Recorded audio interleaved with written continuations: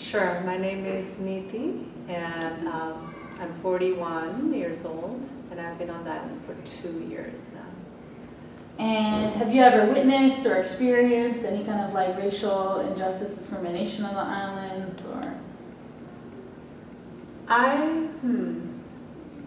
Personally, I haven't, but I'm also that kind of person. I think I don't look too deep into it, or I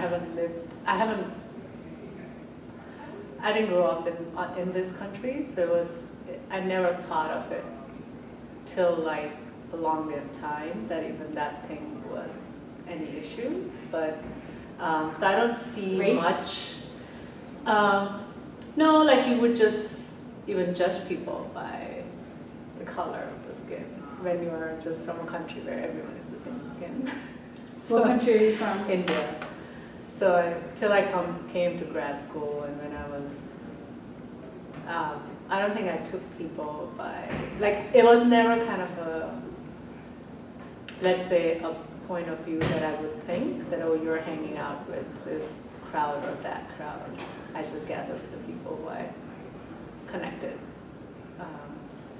So I think it took me, I think, about maybe in 6 months after I participated in the whole thing,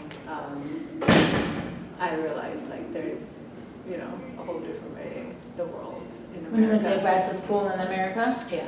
And like, how did you figure? What was the event that happened that made you think, they have like a different way of looking at things?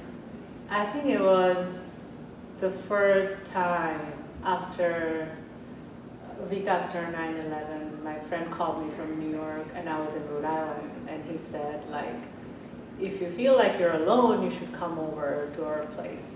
And I'm like, why? And he said, like, well, we just wanted to make sure that you're okay, and if you want to be with people you know, then you should just come over and take a break from school. And that's when I felt someone very close to me had experienced that. But personally, I have never felt that someone looked at me or like treated me differently because of that issue. So I haven't personally experienced anything on the island. And you guys were relocated from where before? Berkeley, California. Mm-hmm. Do you feel like Berkeley is very similar in terms of like the social dynamic or like your level of integration to the island, or how would you compare? Berkeley was definitely where we lived. We were the only family, brown family living on that street, and although I was part of the whole, like, the committee on the street, and I was going to the meetings and things, and I was meeting with all the people, it felt like a little weird, but I couldn't kind of like pinpoint it out. It was very much like people were trying to include me, but trying very hard, and sometimes it felt like that. So it wasn't like at ease experience for me that I can share who I am, just like be at ease. It was more like they were really trying hard to understand me and my culture or something, which was a little weird for me. So definitely that made me awkward. Yeah. Do you feel at ease on the island? On the island, it's been great. I think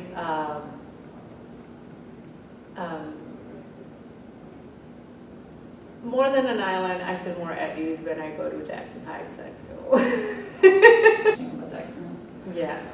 When I'm there just doing my grocery once a month, it just feels very much like I'm in India or something, like in a bazaar. So, yeah.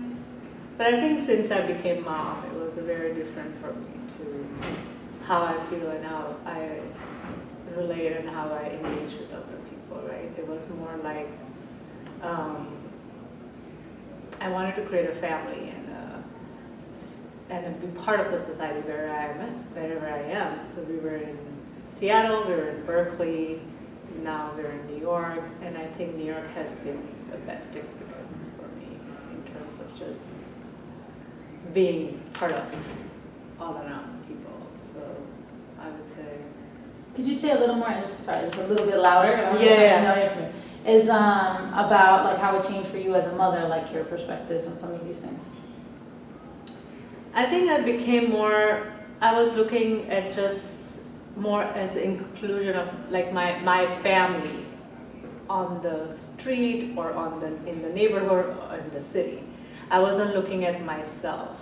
I wasn't looking at who my friends were. I was looking at my entire, so like I wanted to make sure that my kids who are going to be growing up, what are they feeling? I wanted to give them a very strong cultural value, where we come from, what family values are, and it's very different in Indian culture. So I wanted to make sure that they are very proud of it, and they go out in a way that yes, my family is from India, and like I'm very, and we have this and we have that. Like I wanted them to feel that as their entitlement. At the same time, of course, they're born in America, and for me, I'm like, I've been in India for 20 years and here for 20 years. So it's like same with me. So I just, I think for me, it's like to see my kids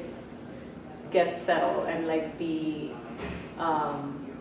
never feel that feeling that they are growing up in any different way than anyone and where they are around them. So I'm always aware of that, to make sure that they are, not feeling that. I don't know what I'll do when I feel like they have felt that.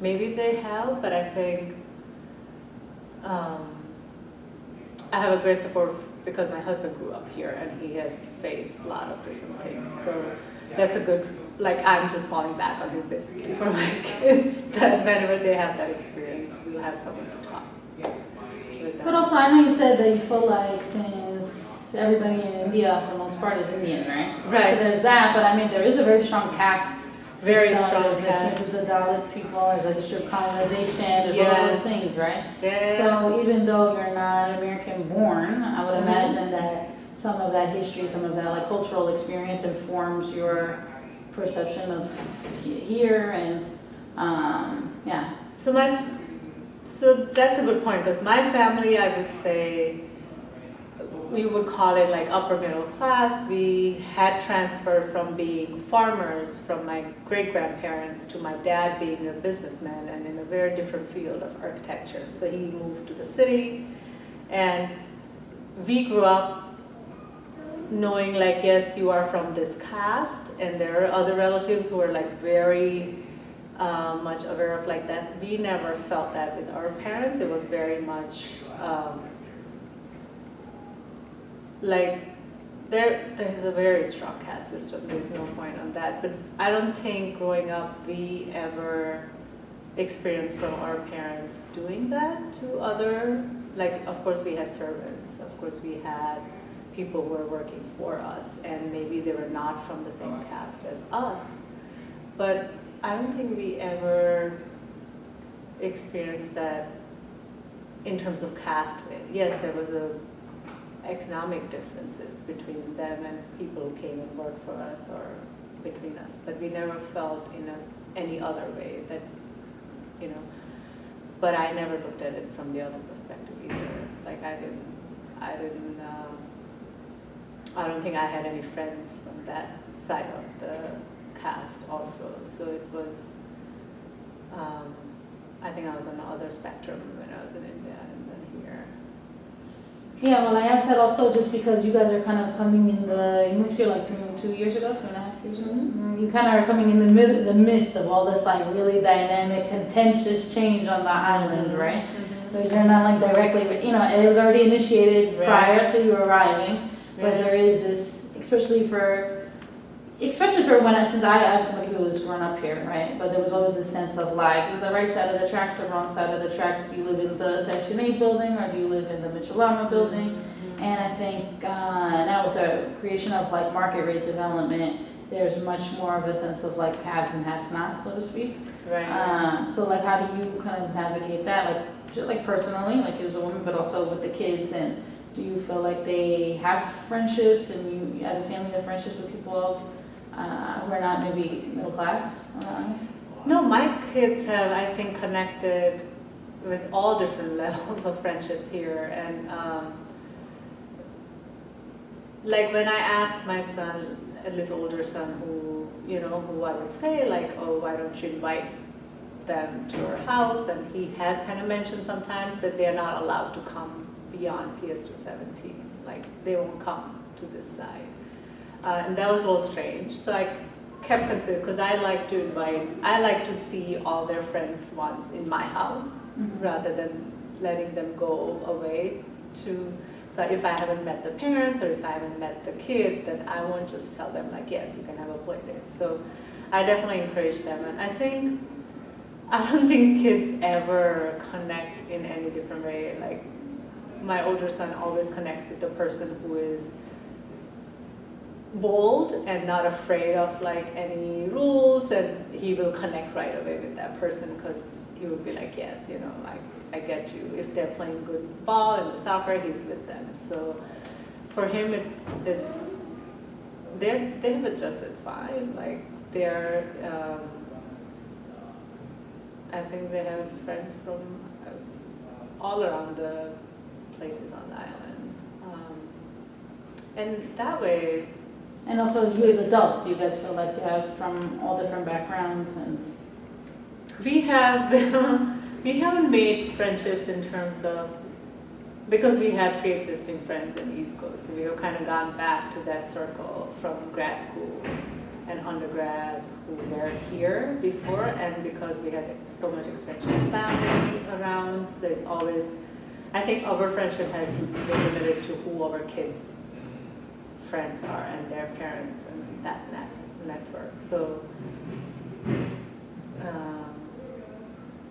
yeah, but I think I've met a lot of people who I would have never met if I was not on Roosevelt Island, I think, because it's, that's how this place it's like amazing, amazing that island, for sure. well, that was my last question, is basically, where do you locate Hope, or would you feel like we're going towards a more inclusive, dynamic society? And also I wanted to just integrate into that question is, I know that you also work at Cornell Tech, so how do you feel like the role that's going to play in what is the future of the island?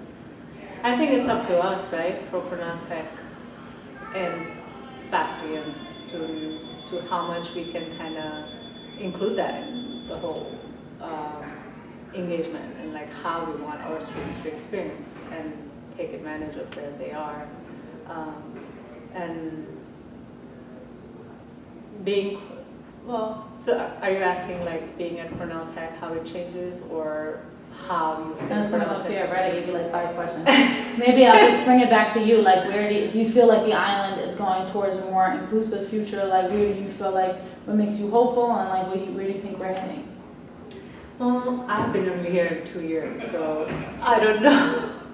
I don't know how much changes I've seen in the 2 years since I landed.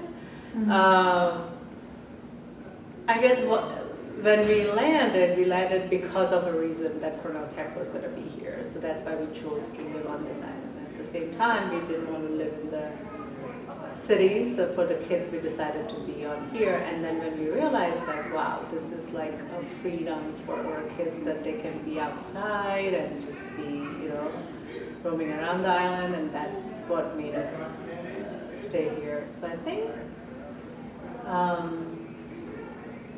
things like this, if we can do it more, like how you are just bringing people in and talking to them, I think that'll just open up a great array of things, right? Like I had a chance to work with some of the veteran island people, senior citizens, who are like always involved in a lot of different things in the island, and they have been here for 40 years, and they came to Cornell Tech, and they were in the workshop for 6 weeks with us. And they all have like, I'm sure they are the better like resource of knowing even like what is happening and how it is going and what's going to happen. But I think I'm hopeful that there are a lot of smart people on this island, and a lot of people who are passionate about how they want to make this community just more, just for everyone. So then we can do it. Why not? Like if you're sane, we would we would make it better for everyone. Anything else you'd like to add? No, that's it.